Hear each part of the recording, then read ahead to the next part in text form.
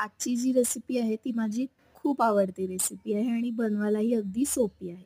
तेच म्हणजे brinjal ring fry. त्यासाठी भरताचं वांगं स्वच्छ धुवून पुसून घेतलेलं आहे आणि त्यानंतर आपल्याला त्याला असं रिंग शेपमध्ये कट करून घ्यायचं आहे आडवं. जास्त जाडही नाही आणि जास्त पातळही नाही.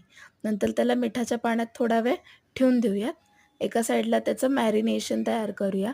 त्यासाठी आपल्याला लागणार आहे रवा, थोडंसं बेसन.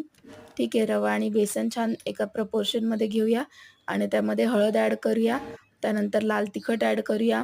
हवं तर तुम्ही धना जिरा पावडरही ॲड करू शकता, पण मला लाल मिरचीचे कापच आवडतात.